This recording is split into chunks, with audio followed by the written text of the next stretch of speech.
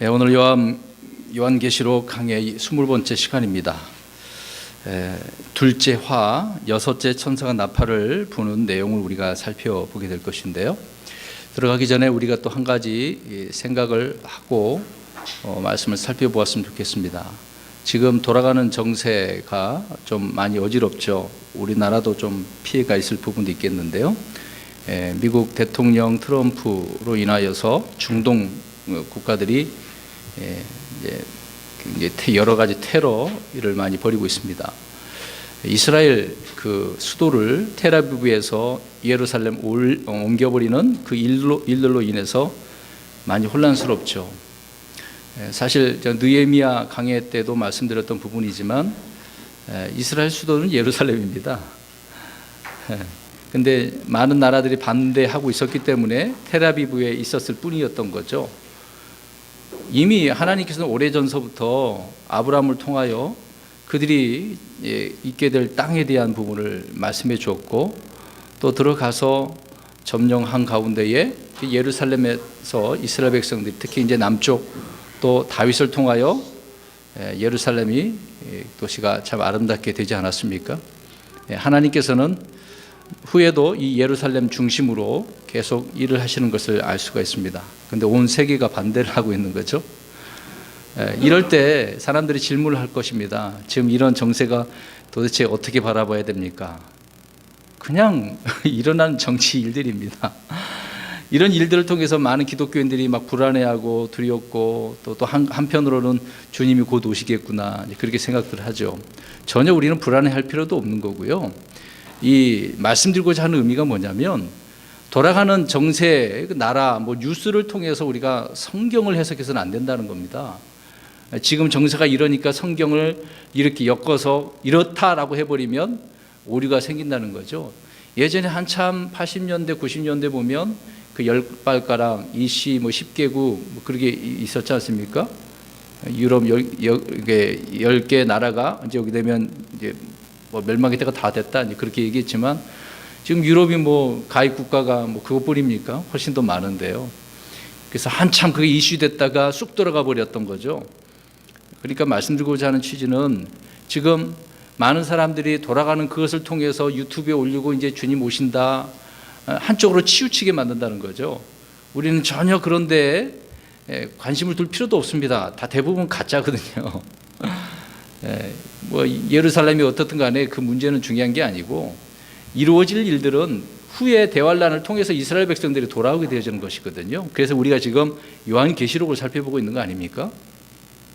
너무 유튜브에 올려놓은 그런 일들을 통해서 야 그렇구나라고 사람들이, 특히 기독교인들이 그거 보고서 막 설레고 또 소망 가진다고 너무 그쪽에 치우칠 필요가 없어요. 아예 그런 거 보지 않는 분들은 관심이 없겠지만, 우리는 그런 데다 신경 쓰지 말고 열심히 성경 읽고 살아가는 삶에 열심히 사시면 되는 것입니다. 항상 우리는 하나님의 말씀에 귀를 기울이고, 말씀이 뭐라고 말씀하시는가 있는 그대로 봐야지, 돌아가는 정세를 갖다가 끌어다가 성경을 해석해서는 안 된다. 성경으로 세상을 우리가 바라보고 판단해야 된다는 얘기죠. 근데 지금 그렇게 안 하고 있으니까 또 문제가 되고 있다. 여러분, 돌아가는 정치라고 하는 것이 국가가 어떻게 달라질지 어떻게 알겠습니까? 지금 트럼프가 그렇게 해놨지만 다시 돌아갈지도 어떻게 알겠어요? 모르는 일이잖아요. 거기에 우리가 신경 쓸 필요가 없다. 그렇게 생각을 하시고 성경을 통해서 우리가 돌아가는 것을 판단을 하자라고 하는 부분입니다. 그래서 오늘 말씀도 그렇게 봐야 된다라고 하는 것을 강조하기 위해서 잠시 그 부분을 말씀드렸습니다. 지난 시간에 살펴본 내용을 또 우리가 간략히 살펴보고 오늘 본문 13절부터 우리가 살펴보겠습니다. 7 천사가 받은 7 나팔은 넷과 셋으로 이제 구분된다고 말씀드렸죠. 첫째 천사가 나팔을 불기 전에 어떤 천사가 금 향로를 취해서 이제 9장 1절서부터 쭉 살펴보는 겁니다. 땅으로 던졌죠. 그래서 하나님 앞에 있던 성도들의 그 기도와 함께 드린 그 향로에 제단에 불을 가득 채워서 땅에 던지니까 땅에서는 음성들과 천둥들과 번개들과 지진이 났다라고 했습니다. 그런 일들이 순서적으로 우리가 생각해 볼 수 있겠죠. 그 이후로 첫째 천사가 나팔을 불었고, 땅은 그래서 나무의 3분의 1이 타고 모든 풀이 불에 타버리게 되어지는 것입니다. 7절에 있죠. 이 일은 대환란 중에, 그러니까 중간 바로 전 3년 반 그 끝부분이라고 봐야 되겠죠. 그 어느 그 시점인 것을 우리가 알 수 있습니다. 둘째 천사가 나팔을 불자 바다의 3분의 1이 피가 됐죠. 또 바다의 그 생명체 3분의 1이 죽고 배들이 3분의 1이 부서지게 됐습니다. 그래서 땅은 불로 바다는 피로 이런 재앙을 당하게 되어진 것을 말씀하고 있죠. 셋째 천사가 나팔을 부니까 물들의 3분의 1이 쑥이 되었어요. 쑥이 되니까 물들이 쓰게 됨으로 많은 사람들이 그것을 이제 마시게 돼서 물들로 인하여 죽었다라고 말씀을 하고 있습니다.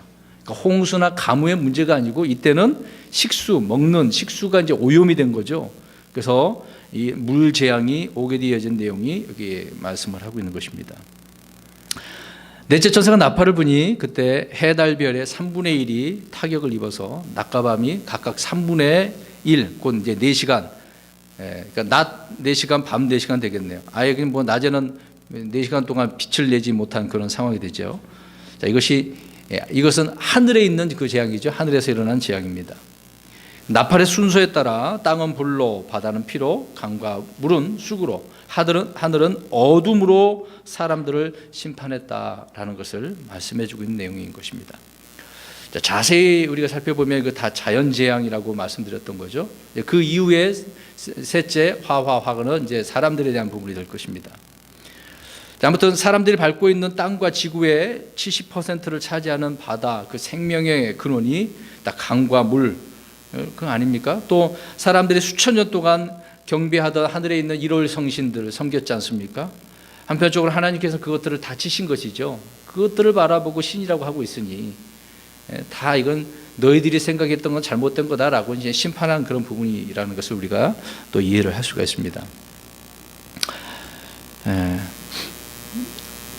자, 사람들은 그래서 지금 뭐 굉장히 이 자연 문제 때문에 자연을 보호하자 그런 이야기가 많이 있지 않습니까? 그렇게 외치는 사람들이 이제 이 재앙을 통하여서 뭔가 이제 깨닫게 되어질 부분이 될 것입니다. 이런 재앙 가운데 이 땅에 사는 그 누구도 이런 세상에 살고 싶지 않겠죠. 누가 이제 그런 재앙을 당하는데 살고 싶겠습니까? 누가 만약 이런 세상에서 며칠이라도 살라고 한다면 지옥을 체험했다 할지도 모릅니다. 한란 때요, 이런 때, 재앙 때에. 그러나 그건 지옥이 아니죠. 지옥은 땅에 있는 건 아닙니까? 사람들 그래요. 이런 재앙을 볼 때, 야, 지옥을 봤다. 지금 뭐 영화 같은 데도 보면 이게 사람 사는 곳이냐, 이 지옥이다. 말이 아니죠. 진짜 지옥 가봤나? 성경이 말하는 지옥은 고통이 있는데 어떻게 못 견뎌요. 그 뜨거운 불에서 어떻게 견뎌내겠습니까? 아무튼 사람들이 말하는 것들은 대환란과의 이 재앙과는 비교할 수 없다라고 하는 부분입니다. 아무튼 주님은 지옥에 대해서 많이 반복을 했지만 이거를 추상적으로 상징으로 믿지 않는 그런 교파들이 많이 있지 않습니까? 실제적인 있는 그런 장소라는 것을 알 수가 있겠죠. 그래서 아무튼 네 번째 천사까지 온 세상이 자연적인 그런 부분까지 이런 피해를 입게 되어진 이야기를 우리가 알 수 있습니다. 자, 첫째 천사가 나팔을 불기 전에 어떤 천사가 땅으로 금 향로를 이제 던졌다고 말씀을 하고 있죠. 그런데 다섯째 천사가 나팔을 불기 전에도 어떤 천사가 또 나옵니다. 성경에 여러 번 이렇게 나오는 것을 우리가 잘 살펴봐야 되는 것인데, 넷째 천사가 각기 나팔을 분 후에 다섯째 천사가 나팔을 불기 전에 하늘 한가운데로 이렇게 가로질러서 날아가는 한 천사가 이야기하죠. 오늘 우리가 이제 지난주에 살펴보았던 화 이렇게 땅에 거하는 자들에게 화가 있다라고 외치고 있는 것입니다. 하늘을 가로질러 날아가는 천사의 그 음성은 온 땅에 있는 모든 거주민들이 다 들을 수 있는 것이죠. 이를테면 하나님의 공지사항이라고 그렇게 이야기할 수 있는 거죠. 이때 하나님께서 천사를 통해 직접적으로 모든 사람들에게, 이 땅에 있는 사람들에게 알려주시는 것입니다. 천사를 통해서. 그러니까 은밀하게 알려주는 것이 아니라 이제 공개적으로 다 외치는 것이기 때문에 알 수밖에 없겠죠. 그랬는데 어떻게 되겠습니까? 자, 이렇게 공개적으로 외쳤어요. 그런데 사람들의 반응이 어떨까요? 이제 뒤에 부분에 가서 우리가 그 부분을 살펴보겠습니다. 아무튼 이런 화라고 외치는 그 천사가 누구인지, 이름이 뭔지 나오지는 않습니다. 몰라요. 그냥 그런 이야기를 한 거예요. 하늘을 가로질러 날아가는 한 천사를 통해 사람들은 아직도 세 번의 화가 남아있다는 사실을 이제 알게 되는 것인데, 온 땅에 거하는 자들에게 이 화를 이야기합니다. 그런데 우리 신약 교회 크리스천들 어디 있다고 말씀드렸죠?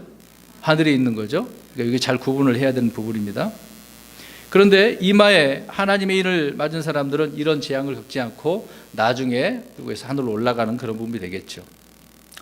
다섯째 천사가 부른 나팔이 천사가 말하는 첫 번째 화인 것이죠. 첫 번째 화는 지구상의 생물이 아니라 깊은 구덩이에서 올라온 메뚜기들로 말미암은 재앙이다라고 우리가 살펴보았습니다.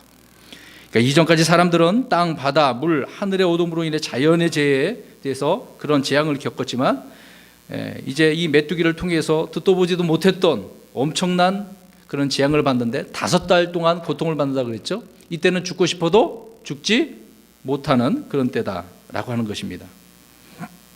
그러니까 사람들이 메뚜기들에게 받는 그 고통이 얼마나 큰지, 죽음을 구하지만 죽지 못하는 그런 상황. 근데 우리가 메뚜기에 대해서 잠깐 언급했는데 기억을 잘 못하겠는데, 잠언서에 보면은요, 우리가 일반적으로 곤충 그 메뚜기는 왕이 없잖아요. 근데 이 여기에는 9장에 나오는 이 메뚜기들의 왕이 있어요, 없어요? 있죠?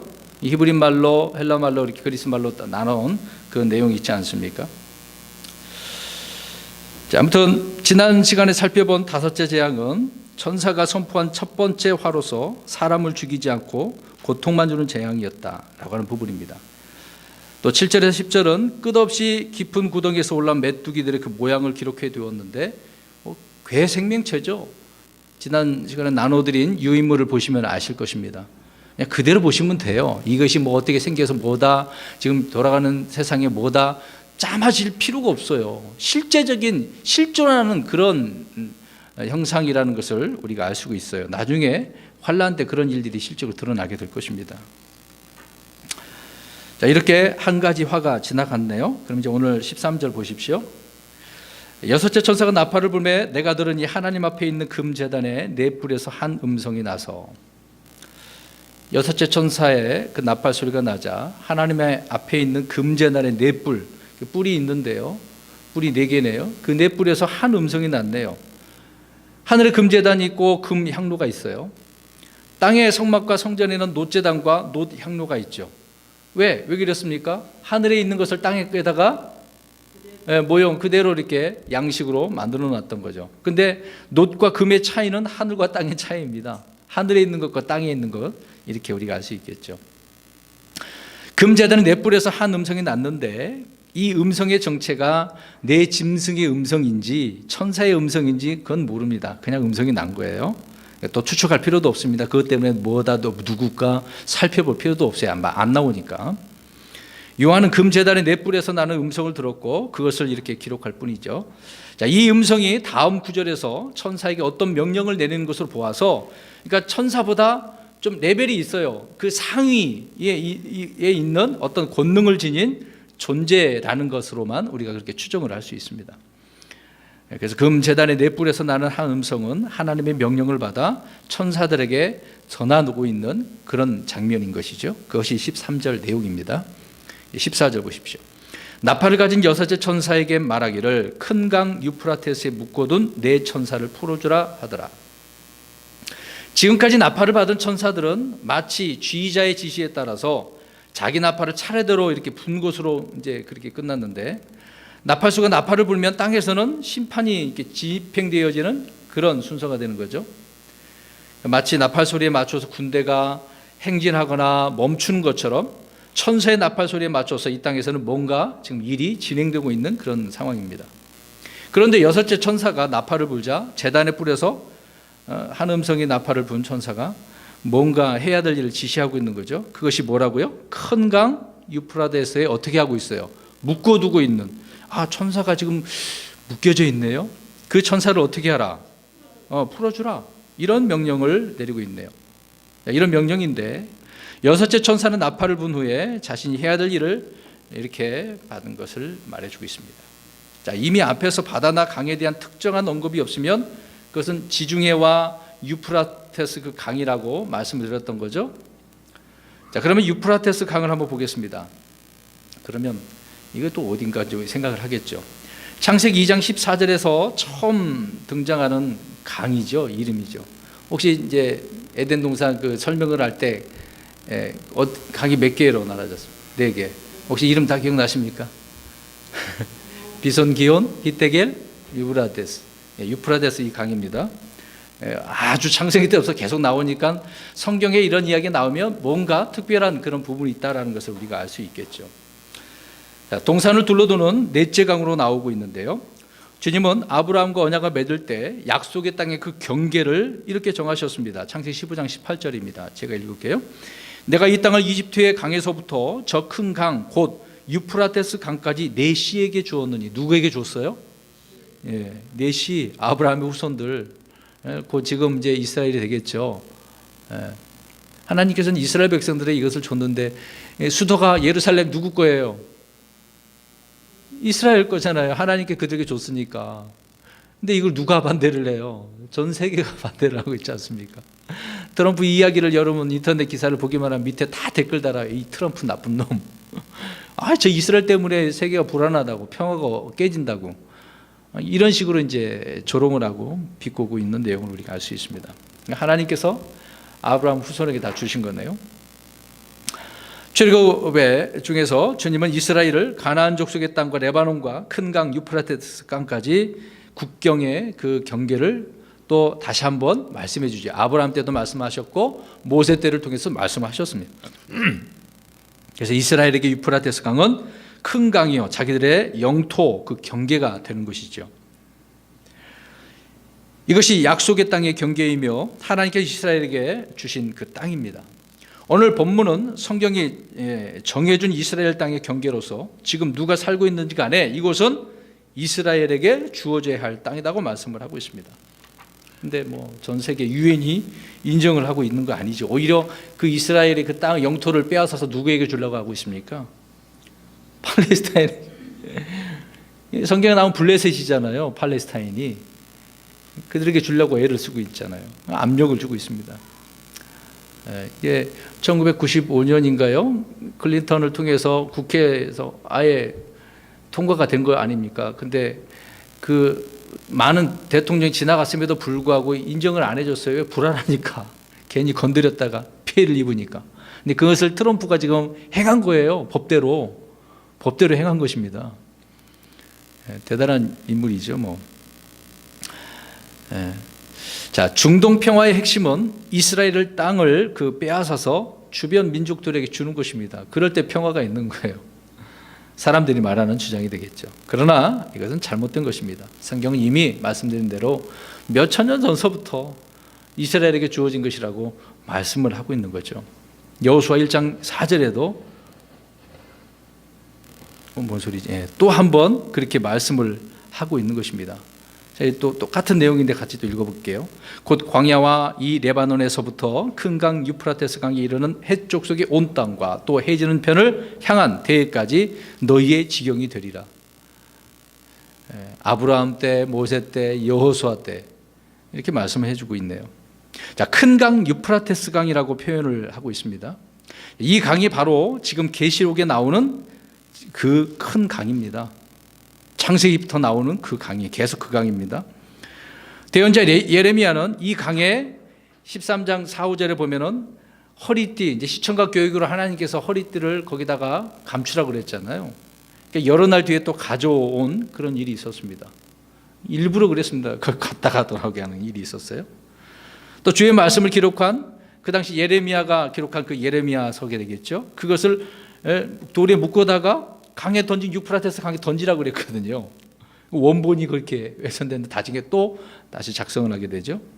자, 이 강은 이스라엘의 역사와 대원에서 아주 매우 중요한 강이라는 것을 알 수가 있습니다. 왜 이곳에서 어떻게 하니까 지금 무엇을 하고 있어요? 심판하고 있는 내용이잖아요. 네. 그런데 이 강에서 묶여있던 천사들이 어떻게 되고 있습니까? 오늘 읽은 대로 풀려나고 있네요.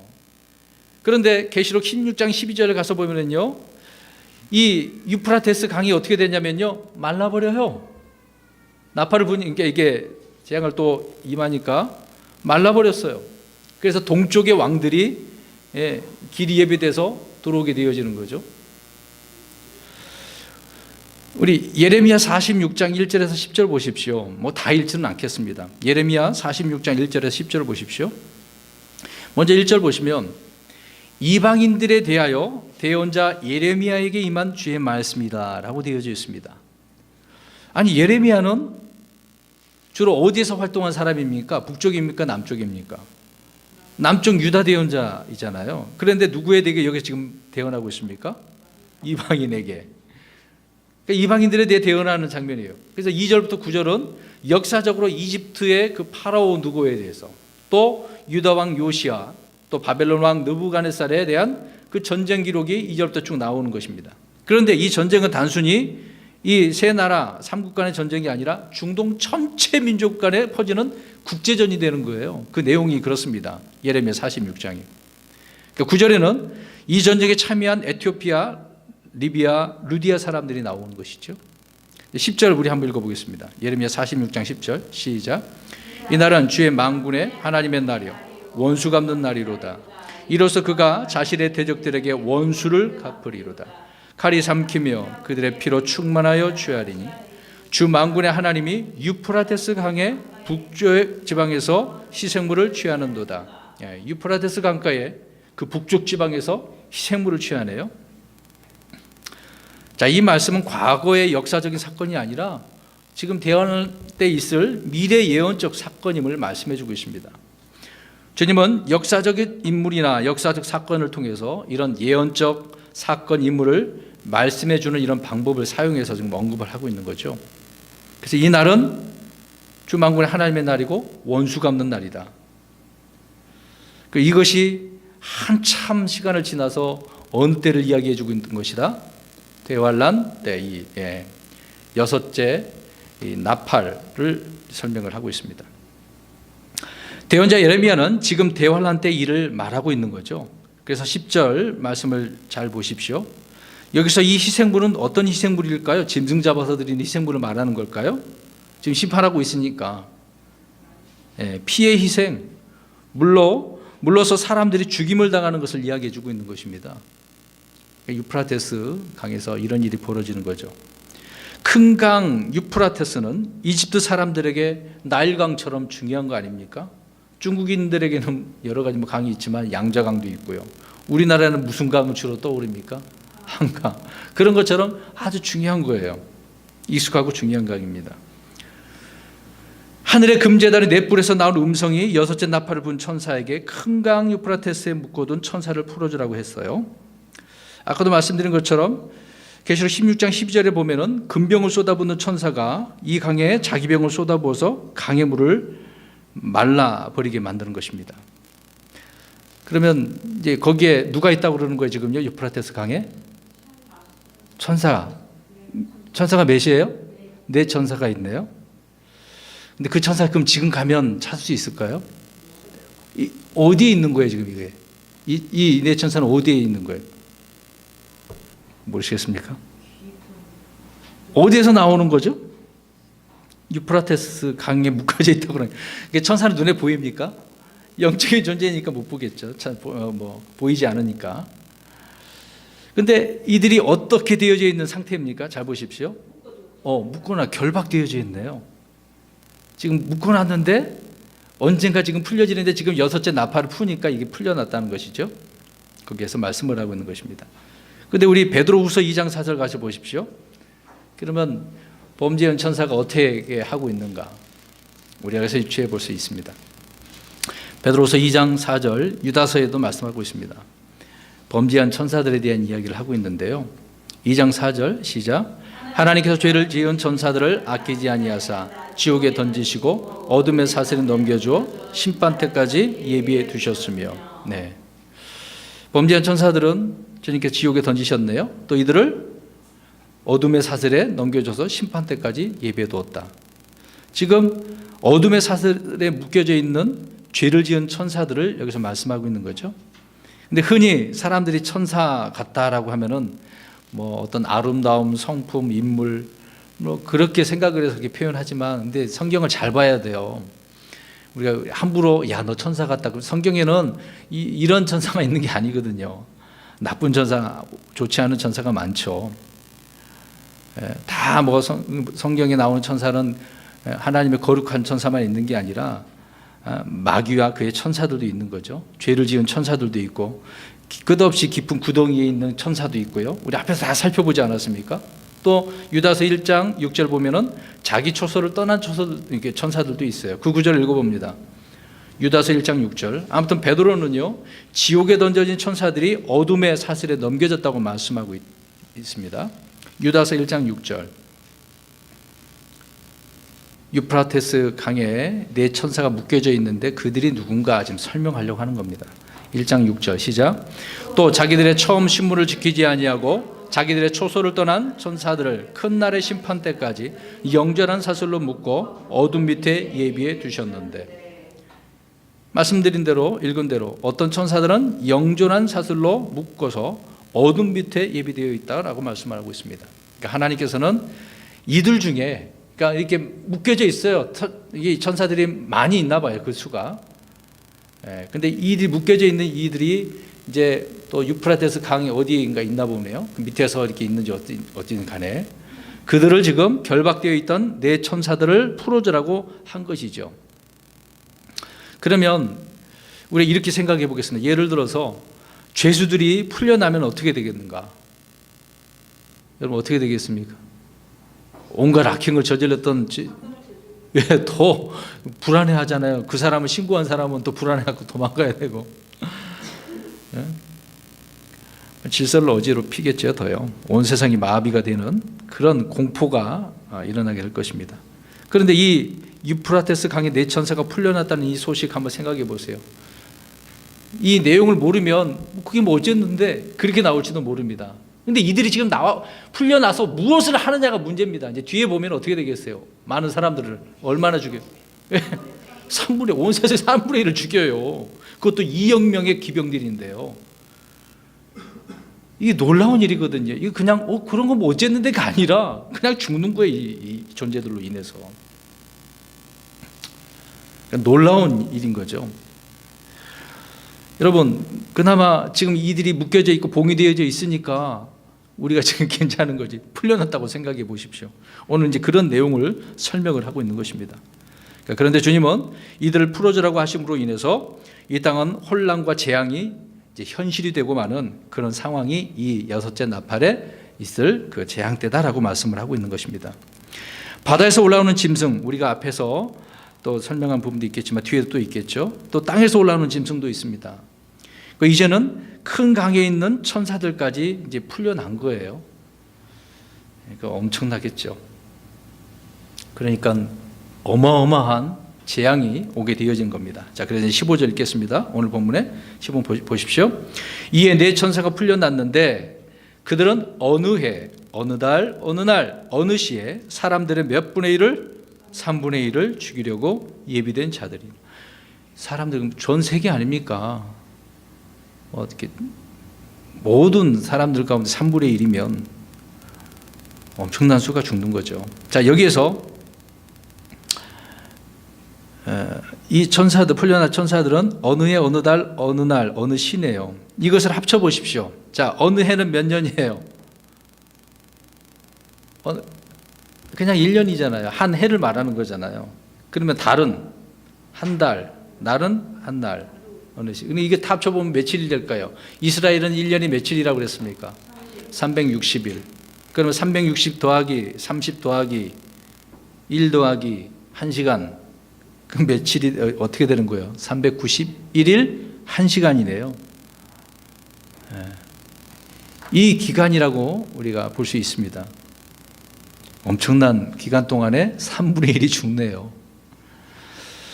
첫째 화는 5개월 동안 땅을 휩쓸었고, 지금 우리가 살펴본 둘째 화는 391일 1시간 동안 땅을 휩쓰는 거네요. 이들은 죽음의 천사들, 파멸의 천사들입니다. 이들을 풀어준 것은 땅에 있는 사람들을 어떻게 하라고요? 죽이려고. 이게 하나님의 심판이에요. 이제 뭐 이런 말을 흔히 많이 쓰잖아요. 오랑캐를 들어서 오랑캐를 죽이는, 악한 자들을 들어서 하나님께서는 악한 자를 죽이는 그런 장면이 되는 것입니다. 이들이 무려 땅의 사람들의 3분의 1을 죽입니다. 우리는 이미 전에 넷째 복리를 열었을 때 창백한 말, 그 말 위에 탄 사망이라는 자와 그 뒤를 따르는 지옥, 이 사망과 지옥이 땅의 4분의 1을 다스릴 공능을 받아서 칼과 굶주림과 사망과 또 땅의 짐승들로 인해서 사람들 죽였죠. 그러니까 이미 4분의 1이 죽은 상태예요. 거기서 또 남은 자들 중에 3분의 1을 또 죽이네요. 지금 현재 전 세계 인구가 얼마나 됩니까? 75억 정도 된다고 합니다. 그러니까 우리가 60억 기준으로 생각을 해서 계산해 보겠습니다. 자, 4분의 1에 해당하는 15억이 앞에서 말하는 넷째 복인 열렸을 때 죽어요. 그럼 45억이 남겠죠. 다시 거기서 3분의 1이 거기서 해당하는 15억이 이 큰 강 유프라테스에서 이 네 천사에 의해서 죽네요. 결국 절반이 죽은 거예요. 앞에서 다 따다 보면 60억에서 얼마가 남은 거예요? 30억이. 또 계속해서 재앙이 있으니까 더 죽겠죠. 사탄은 사망의 권능을 가진 자라고 히브리서 2장 14절에 말씀을 하고 있습니다. 또 사탄은 처음부터 살인자라고 말씀하고 있죠. 주님은 이들을 일컬어서 죽이고 멸하기 위해 오는 도둑들이다. 도둑들은 훔쳐가는 것만 아니죠. 죽이고 멸하기 위해서 오는 도둑들이라고 이야기하고 있습니다. 첫째 화가 있었을 때 전갈의 꼬리에 쏘인 것 같은 그런 고통으로 죽음을 구하던 사람들은 이제 소원이 이루어졌네요. 5개월 동안 못 죽었는데 이제는 어떻게 해요? 죽어요. 이제는 죽기 싫어도 죽는 거예요. 이 천사들에 의해서. 첫째 화, 둘째 화를 비교해 보겠습니다. 그러면 지금 둘째 화죠? 저번에 우리 살펴본 첫째 화 한번 비교해 보겠습니다. 우리 그러니까 9장을 한번 살펴보세요. 3절과 이제 14절부터 한번 보겠습니다. 왔다 갔다 볼게요. 자, 서로 다른 두 종류의 군대가 있어요. 그래서 3절에서는 이제 보니까 첫째 화는 어디에서 올라온다? 구덩이에서. 근데 14절에는 유프라테스에서 나오는 거네요. 강에서 나옵니다. 자, 3절 계속해 보면 이들은 무슨 권능을 받았어요? 꼬리에 전갈과 같은 권능을 받았네요. 19절에 보니까 무슨 권능을 받았어요? 둘째 화는 꼬리에 뱀과 같은 권능을 받았어요. 자, 5절 보십시오. 이들의 명령은 무슨 명령을 받았습니까? 첫째 화에서 메뚜기는 죽이지 말고 고통만 주라고. 근데 둘째 화는 3분의 1을 죽이는 거네요. 자, 7절 보십시오. 이들은 그 모습을 보여주고 있습니다. 말들 같았다고 이야기하잖아요. 16절 보니까 이제는 말들 같았다가 아니라 말탄 자들이네. 그러니까 7절 또 가서 보십시오. 그들은 무엇을 쓰고 있어요? 관을 쓰고 있는 금관이네요. 근데 이제 둘째 화에는 관이 있어요, 없어요? 그런 내용이 없네요. 이제 그 다음에 그 모습을 보니까 7절에도 계속해서 보면 사람의 얼굴. 근데 17절에는 둘째 화에서 사제 얼굴을 하고 있네요. 계속해서 비교합니다. 또 이들의 모습, 첫째 화의 모습은 천류관 같은 흉갑이 있지만은 둘째 불과 청옥과 유황으로 된 흉갑이 있네요. 뭔가 좀 다른 면이 있습니다. 10절 보십시오. 꼬리에 뭐가 있어요? 쏘는 침이 있네요. 17절에는 둘째 화에서 꼬리들이 뱀 같아요. 이제 뒤에서 한번 설명드리겠습니다. 머리들을 가지고 있어요. 그 다음에 5개월 동안 고통을 주는데 둘째 화에서는 아까 얼마 동안이에요? 391일 1시간 동안 어느 해, 어느 달, 어느 시 이렇게 되어 있으니까 이제 옛날 성경에는 근년 월일시 그렇게 되어 있잖아요. 그 다음에 또 보니까 끝없는 깊은 구덩이에 천사가 그들에게 왕이 있어요, 없어요? 있죠. 그렇게 왕으로서 이제 지휘를 하고 있는 장면 11절에 나옵니다. 15절에 보니까 누구의 지휘를 받는 거예요? 그러면 네 천사들에 의해서 지휘를 받고 있는 것입니다. 참 이런 내용들 우리가 이해를 하면 환란 정말 놀라운 재앙이다라고 이해할 수 있을 것입니다. 그래서 앞에 본 그런 내용들과 뒤에 부분을 우리가 간략하게 살펴보았는데요. 자, 16절부터 그러면 더 자세히 살펴보겠습니다. 그 기병들의 군대의 수는 2억이며 내가 그들의 수를 들었노라. 엄청납니다. 여러분 우리나라 군인이 몇만 명이에요? 저도 이제 지금 잃어버려서 기억 못하는데 몇십만 명 되나요? 100만 명 될까요? 안 될 것 같은데. 북한은 우리나라보다 더 많잖아요. 근데 여기 군대가 얼마나 된다고? 기병대들이 2억이네요. 기병들의 군대 수가 2억입니다. 여러분, 작은 수가 아니에요. 한 나라에 200만 명, 300만 명하고 비교가 안 되는 거예요. 이들은 지상의 군대가 아니죠. 이 부분에서 많은 주석가들이 뭐 2억의 군대를 뭐 중국군이, 인도군이 막 그런 이야기 나오지 않 들어보시지 않았습니까? 이제 앞으로 뭐 중국에서 뭐 온다, 뭐 러시아가 내려온다, 그런 소리 하지 마시고,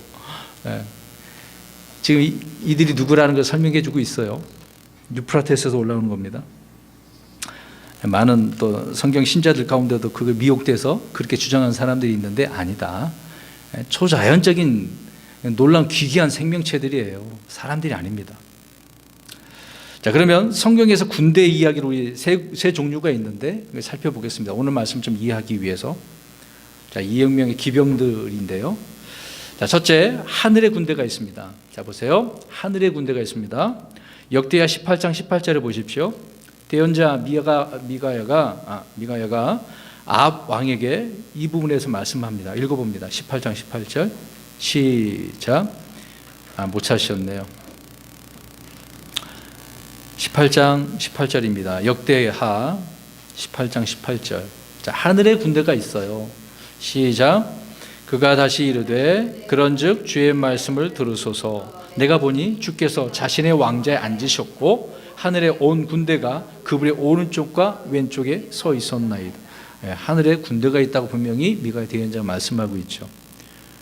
또 이 군대가 시리아의 그 군대에 포위된 엘리사를 지키기 위해서 도담에 오기도 했습니다. 그 말씀이 이제 열왕기하 6장 17절에 있죠. 근데 같이 있는 종은 봐요, 못 봐요? 그래서 이제 보게 해줘 눈을 열어서 보니까 불말과 불병거가 산에 가득하고 엘리사를 둘렀다고 이야기하고 있지 않습니까? 이렇게 하늘의 군대가 하나님의 사람을 지켜주는 장면을 볼 수 있습니다.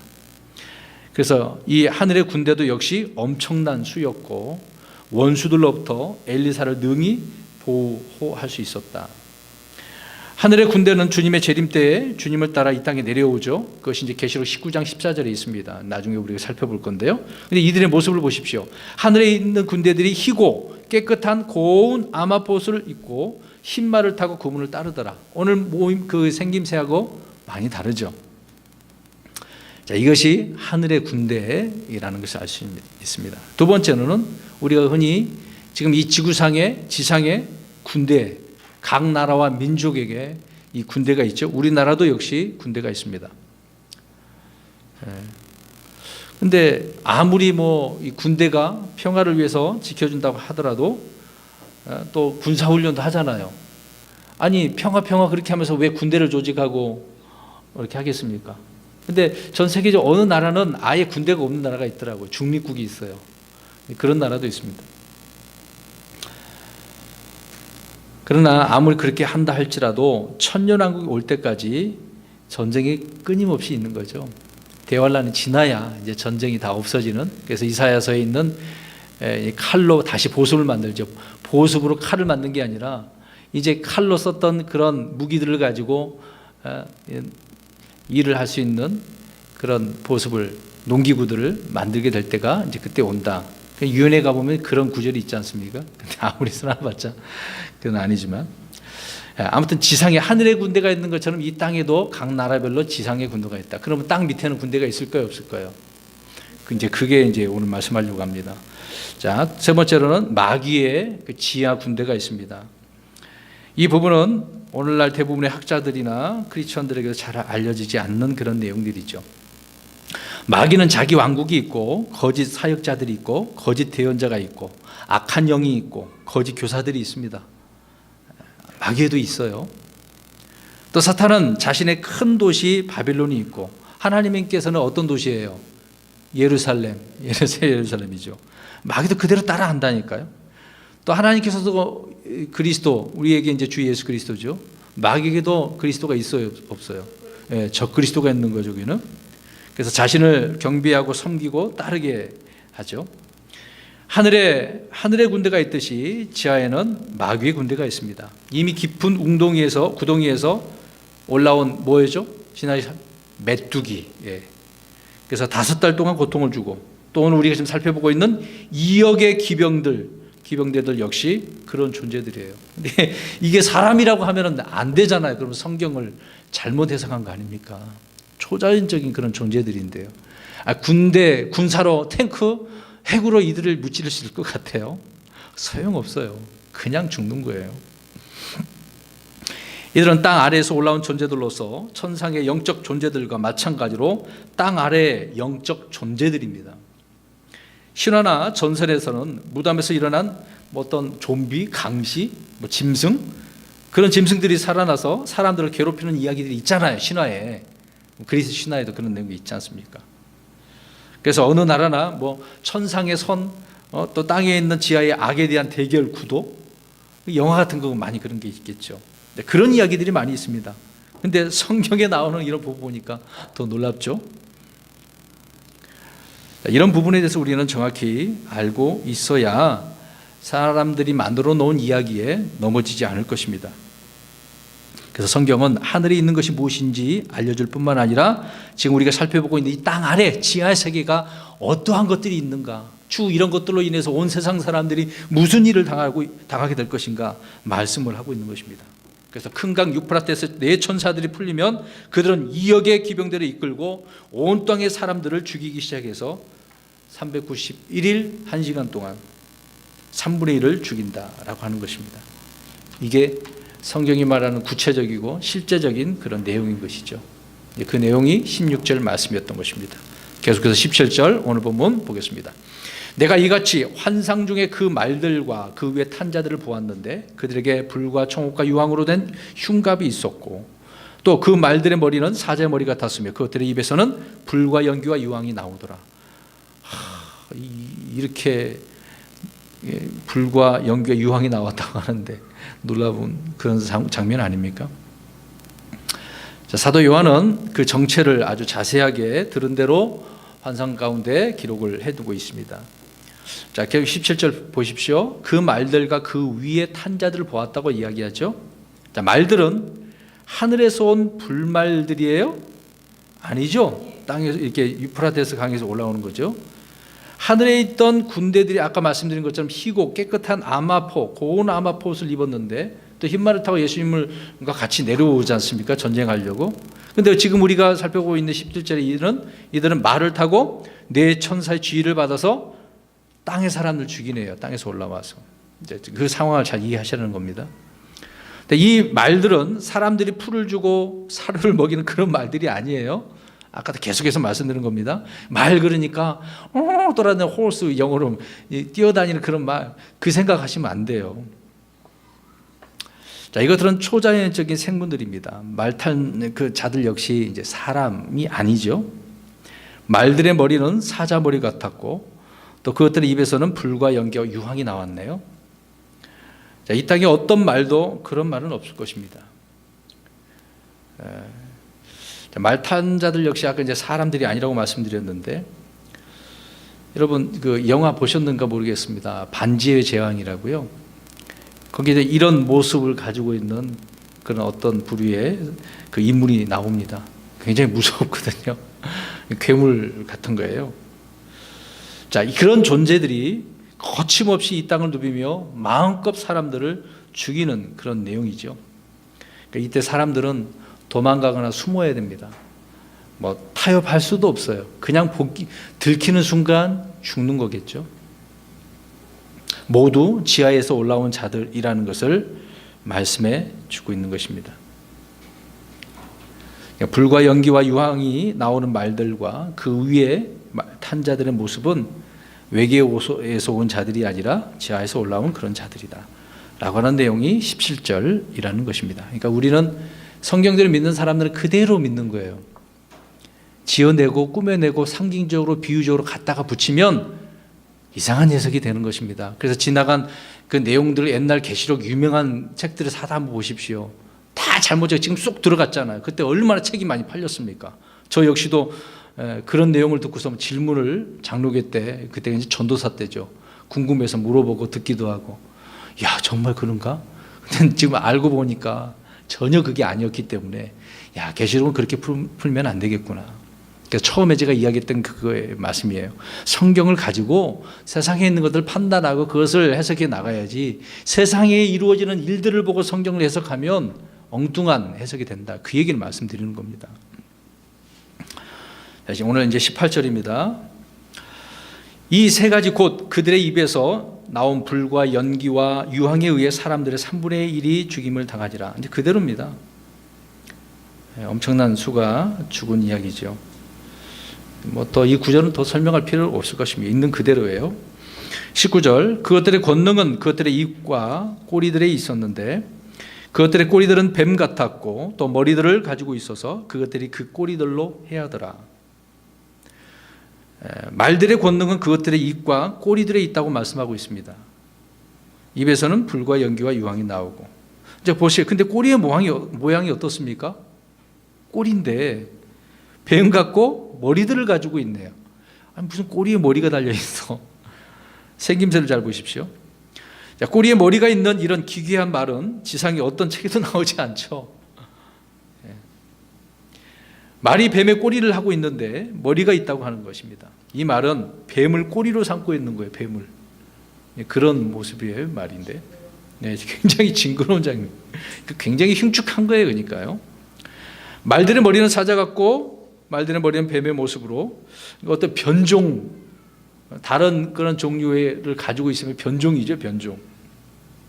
여러분 그리스 신화에 나오는 반인, 반수, 그렇죠? 반은 사람이고 반은 짐승, 그런 괴물이죠.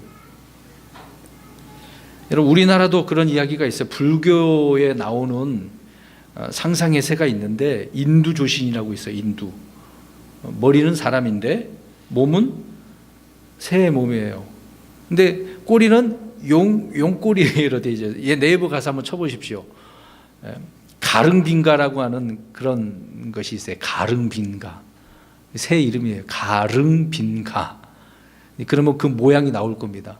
지금 말씀드린 대로 사람 얼굴, 새 몸, 꼬리는 용꼬리.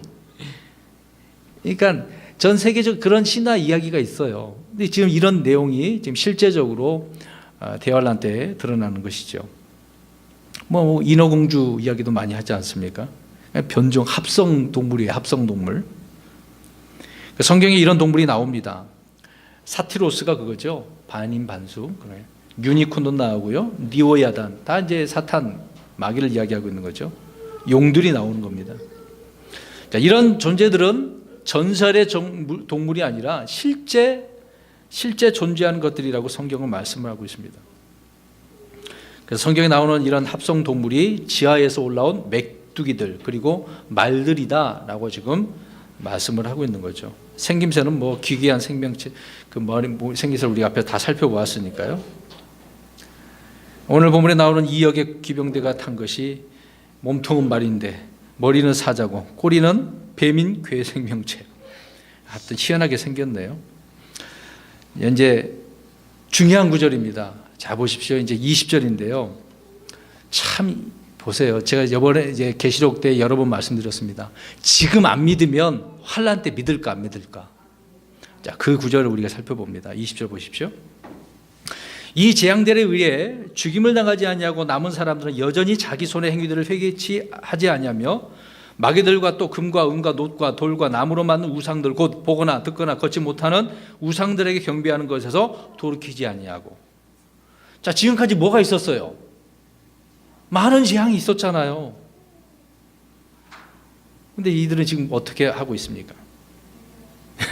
자, 이들에게 죽임을 당한 3분의 1을 제외하고 살아남은 자들은 모두 지금 제정신이 아닐 거예요. 막 그 장면을 봤으니까 막 벌벌 떨고 막 트라우마가 생겨가지고 불안할 그런 상태일 겁니다. 조금만 있으면 내가 숨소리만 들려서 나타나고 날 죽일까봐 막 걱정할 거예요. 그 순간에. 그랬는데도 어떻게? 오늘 반응이?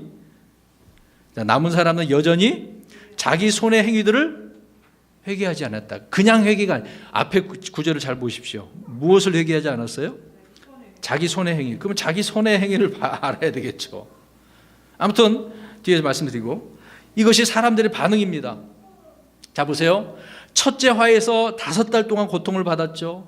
둘째 화를 통해서 3분의 1이 죽었죠. 거기서 이게 살아남았다고 한다면 어떻게 해야 되겠습니까? 정상적인 사람이면 잘못했습니다. 정신 차려야죠. 살아남았다는 그 자체도 운이 좋은 사람이야. 살아남았으니까. 그럼 정신 차려야죠. 회개해야 되는 거 아닙니까? 천사가 날아다니면서 야, 화가 있어. 이런 말까지 다 들었으니까. 그래도 살아남았으면은 회개해야 되잖아요.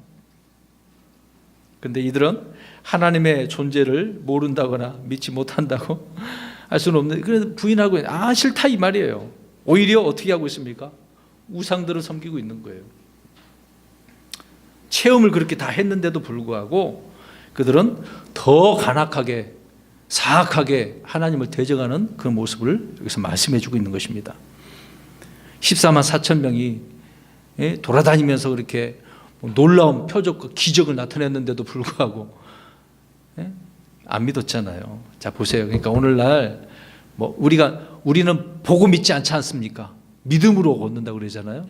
근데 이스라엘 백성들은 표적 자꾸 보여달라고 하는 것처럼 지금도 많은 사람들이 보여달라고 그래요. 보여줘야 믿는다고, 도마처럼. 은사주의자들 대부분 그렇잖아요. 눈에 보이는 거 자꾸, 안 보이는 건 영적인 세계로 봐야 되는데 보이는 것 갖고 자꾸 살라고.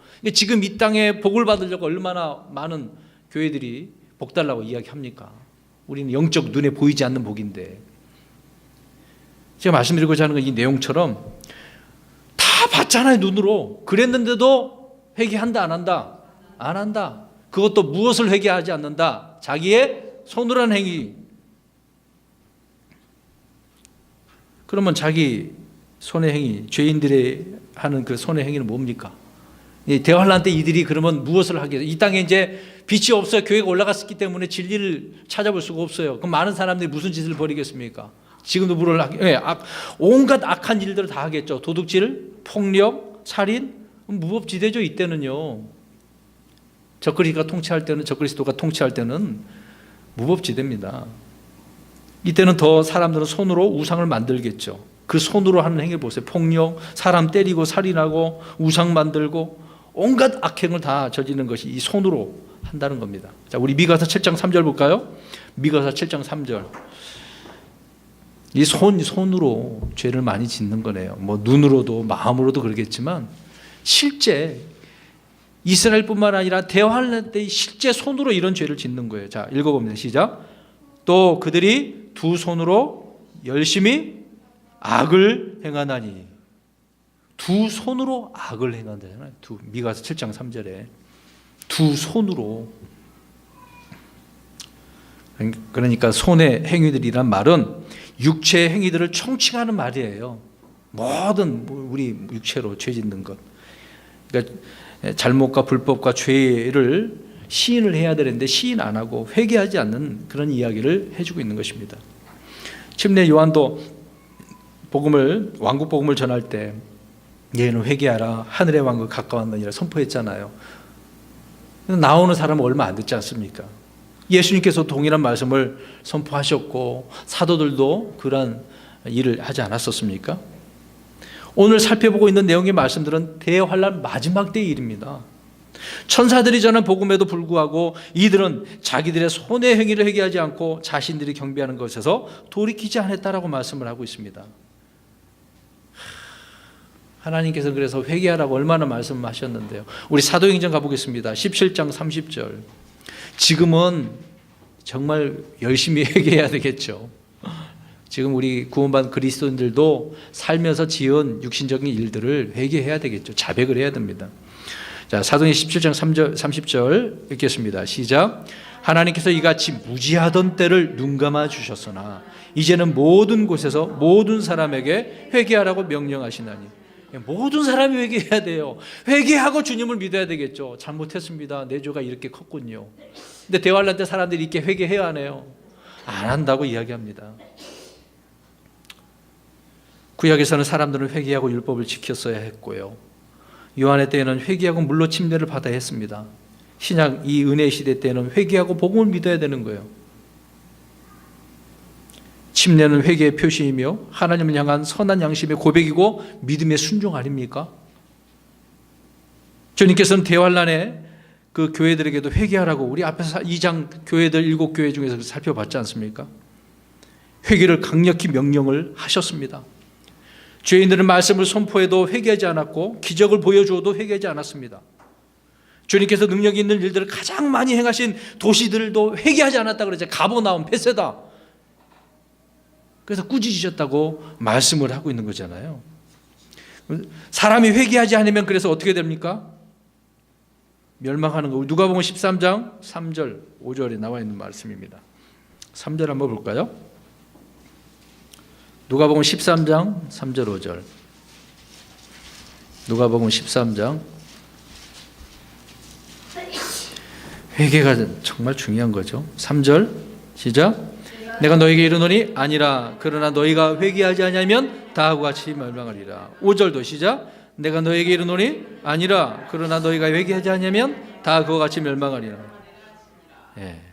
뭐 빌라도가 갈릴 사람들의 피를 섞은 것, 희생물을 섞은 것 그 얘기하고 또 실로암 망대가 무너진 사건을 통해 예수님께 설명해 주고 있잖아요. 이것을 보면서 무엇을 하라고? 회개하라고. 그러니까 보여줘도 이렇게 회개 안 하는 사람들이 있는 거예요. 이 환난 때는. 이때는 예수님 믿기가 더 어려운 거예요. 못 믿는다니까. 회개 안 하잖아요. 왕국 복음을 천사가 영존하는 복음을 전했지 않습니까? 야, 이제 왕이 오신다. 빨리 정신 차려라. 오히려 더 강팍하게 나오는 때가 대환란 때입니다. 그럼 우리 생각해 보겠습니다. 우리 성도들 지금 은혜의 시대에 구원받은 성도들이 회개를 하지 않아요. 죄를 지었음에도 불구하고 회개하지 않아. 그럼 어떤 일이 벌어질까요? 지옥 가요? 아니 구원받은 그리스도인들이 지옥 가요? 회개하지 않으면? 아니, 지금 구원받은 사람들이 회개하지 않으면 어떤 일이 벌어질까요? 그래요, 그렇죠. 상급도 없어지고 또 하나님과 교통 그 영적인 교제도 없어지는 거예요. 구원의 기쁨과 복된 소망도 잃어버리게 되는 것입니다.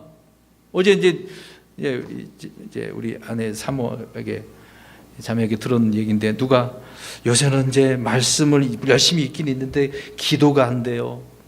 그런 분이 있더라고요. 왜 안 될까요, 기도가? 문제가 생긴 거죠. 이런 일이 벌어지는 겁니다, 지금요. 주님 주시는 평강과 기쁨을 그래서 또 잃어버리는 겁니다.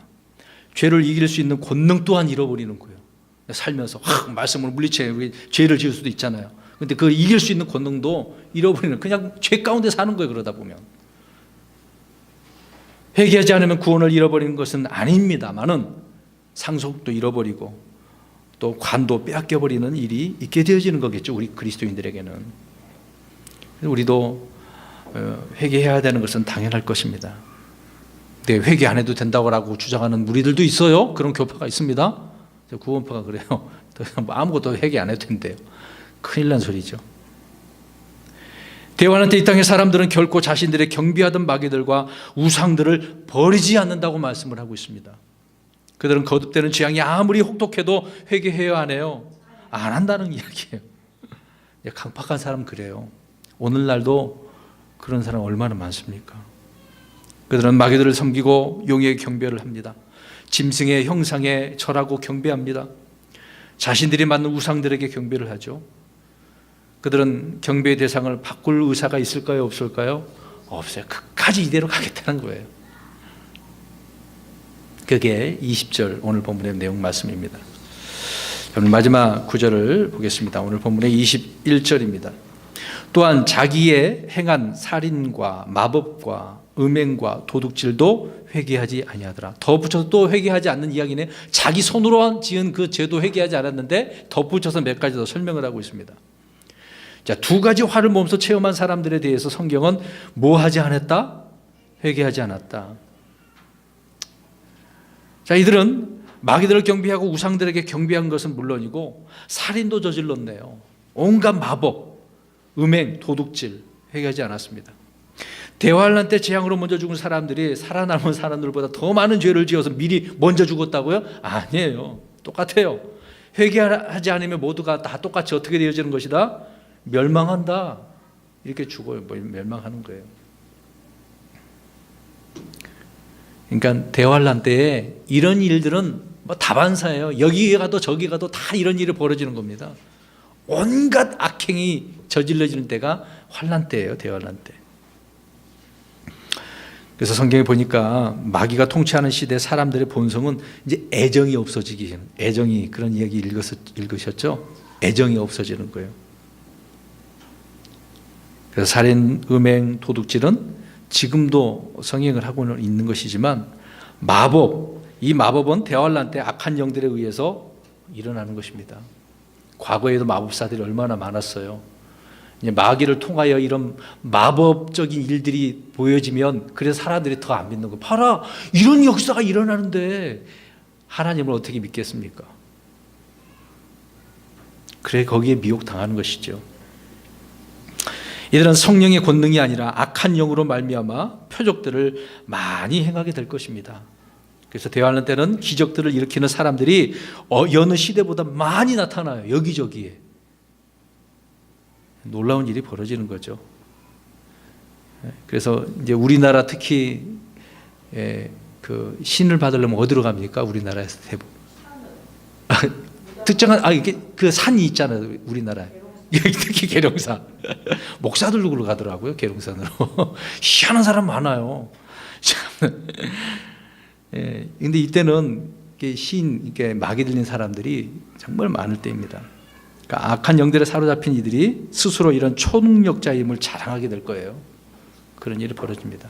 지금도 많이 그런 일들을 보이려고 막 기를 많이 뿜고 이야 뭐 힘주고 많이 하잖아요. 이게 그런 사람 미리 보여주는 이야기입니다. 자, 그럼에도 불구하고 그들은 어떤 재앙에도 결코 회개하는 법이 없다. 그 얘기를 하고 있는 것입니다. 여러분, 사람을 구원하는 회개는요, 주님의 은혜로 되는 것 아닙니까? 근데 이 심판을 한다고 해서 그들이 회개 안 된다는 거예요. 그냥 죽는 거예요. 하나님 말씀대로 재앙이 있어서. 그러니까 은혜를 거부한 사람들에게 재앙은 그들의 완악함을 입증하는 수단일 뿐일 것입니다. 그러니까 지옥의 불도 죄인을 회개에 이르게 하지 못한다라고 우리가 알 수 있겠죠. 그러면 자 보세요. 이제 지옥 갔어. 예수님 안 믿고 지옥에 가서 이미 있을 거 아닙니까? 그럼 지옥에 가서 회개할까요? 안 한다니까. 할 수가 없다고요. 이미 지옥에 간 자도 회개 안 된다니까요. 오히려 더 투덜대는 거예요. 여러분, 그 누가복음 예수님께서 설명하셨잖아요. 홍포 입은 부자와 나사로하고 둘 다 죽었는데 나사로는 어디로 갔어요? 낙원. 낙원 이제 그때는 이제 땅이 있었던 거죠. 근데 홍포 입은 부자는 어디 갔습니까? 지옥에 갔잖아요. 근데 말하는 거 해보세요. 회개 말합니까? 한마디도 회개 안 했다니까요. 뭐라고 말을 해요? 물 좀 해다 찍어달라고. 자기 가족 구원해달라고, 구원시켜달라고. 참 회개하지 않는다니까요. 근데 이때 대환란 때도 마찬가지입니다. 자, 하나님께서 왜 이렇게 고통을 주시고 재앙을 주시고 심판하시는가? 이제 그렇게 하면서 이제 조롱을 하는 거겠죠. 모독하고 저주하고 하나님이 그렇게 대적하는 것입니다. 다시 말씀드립니다. 이들은 하나님의 권능을 보았어요. 천사들도 보고 14만 4천 명 그 기적 표적도 다 봤습니다. 예? 이제 그런 일들이 우연의 사건이 아니잖아요. 실제 이제 대환란 때 일어나는 일들인데 또 성경에서 그렇게 일어날 것이라고 미리 말씀을 하고 있는 거죠. 이런 주의 말씀에 주목하지 않는 자들이죠. 이러한 자들은 주의 말씀에 주목하지 않는 자들은 결코 믿음을 가질 수 있다 없다. 없다. 또 깨달을 수 있다 없다. 없다. 회개할 수 있다 없다. 없다라는 겁니다. 말씀에 주목해야 돼요. 열심히 그래서 성경 읽어야 되고 누가 뭐라 그래도 처음에 얘기했던 것처럼 야 뉴스에서 이런 이야기가 나 누가 유튜브에 보니까 이렇더라. 그런 말 믿지 말고 성경 있는 대로 믿으시라고요. 그러면 안 흔들려요. 이게 가장 건전한 거예요. 건전한 신앙. 우리 계시록 16장 11절 읽어보겠습니다. 이들이 또 어떻게 하는지 보겠습니다. 16장 11절. 계시록 16장 11절 시작. 또 자기의 아픔과 험대로 인하여 하늘의 하나님을 모독하고 자기 행실을 회개하지 아니하더라. 보세요. 지금 아파 상처를 입었어. 험대가 있고 상처가 있네. 아픔도 있어. 오히려 어떻게 하고 있습니까? 모독하네요. 하나님을요.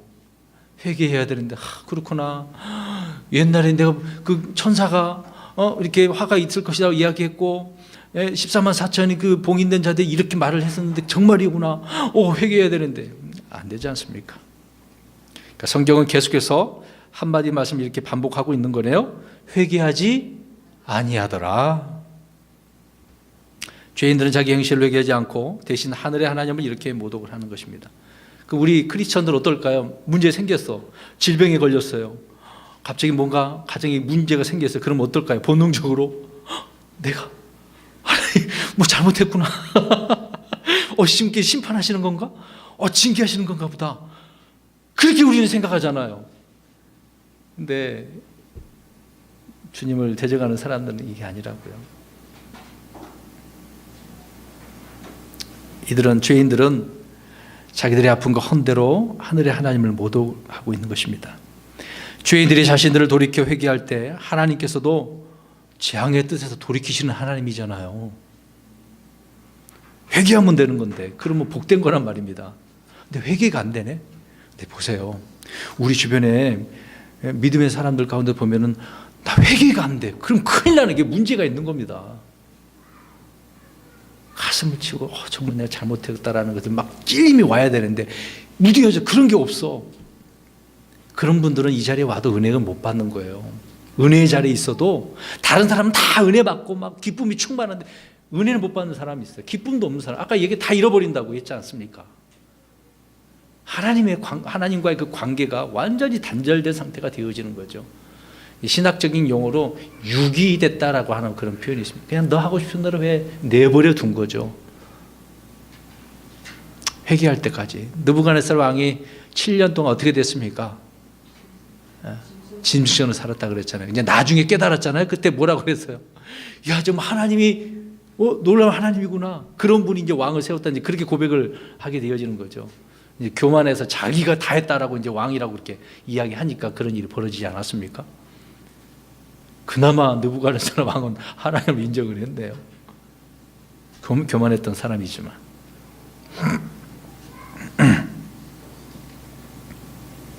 주님은 심판하겠다고 하시면서 회개하고 또 너희의 모든 범법에서 돌이키라고 말씀을 하고 있는 것입니다. 그 말씀이 우리 에스겔서 18장 30절 마지막 구절을 우리 읽겠습니다. 그래서 주님의 심판을 피할 다른 방법이 없어요. 그냥 회개하는 게 자기에게 복이에요. 18장 30절입니다. 에스겔 18장 30절 시작. 주 하나님이 말하노라. 오 이스라엘의 집아, 그러므로 내가 너희를 심판하되 각 사람을 그의 길대로 심판하리라. 회개하고 너희의 모든 범법에서 돌이키라. 그리하면 불법이 너희를 황폐하게 하지 아니하리라. 아멘. 어떻게 하래요 하나님께서? 자, 여기서 몇 가지 단어가 나와 있어요. 회개하고 돌이키고 행패. 참 회개하고 돌이켜 떠나고 돌아서야 되겠죠. 회개하면 그들은 심판과 재앙이 있다 할지라도 복이 되는 것입니다. 근데 대환란때 그렇게 안 된다는 이야기입니다. 물론 다 안 된다라고 할 수는 없겠죠. 대부분의 사람들이 회개하지 않는 것이죠. 회개하면 불법이 너희를 황폐하게 하지 아니하리라 라고 하는 것은 이 약속의 말씀대로 멸망하지 않겠다, 안 된다 그 말씀이 있죠. 그러면 오늘 우리가 9장까지 다 살펴보았는데 간략하게 아주 요약을 하겠습니다. 두 가지 화가 기록돼서 두 가지 화가 지난 거죠. 깊은 구덩이에서 뭐가 올라왔어요? 메뚜기. 그리고 또 유프라데스 그 밑에서도 네 천사 또 풀려나고 2억 명의 기병들이 올라오게 되죠. 이건 초자연적인 존재들이다. 사람들이 아니고요. 엄청 그래서 4분의 3분의 1 많은 사람들이 죽어요. 수십억이 이제 죽습니다. 또 메뚜기의 꼬리는 정갈이고 또 말의 꼬리는 뱀이었고 정갈이 꼬리, 뱀의 꼬리를 가진 그런 내용이 9장에 이제 기록되어져 있습니다.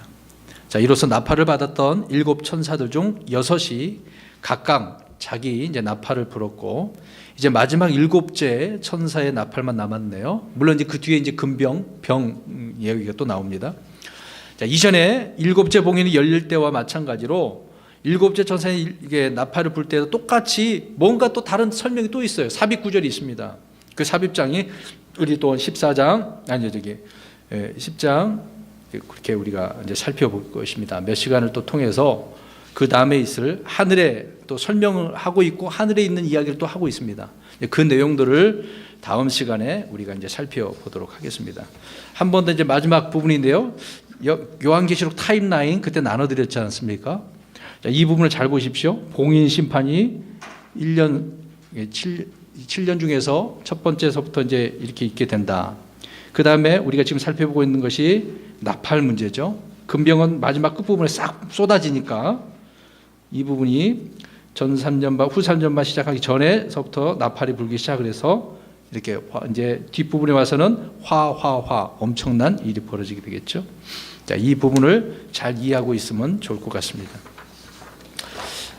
그래서 우리는 하나님의 말씀에 늘 주의하고 나 자신을 회개할 것 있으면 회개하고 주님의 말씀대로 살아가는 저와 여러분 되시기를 주의 이름으로 축원합니다.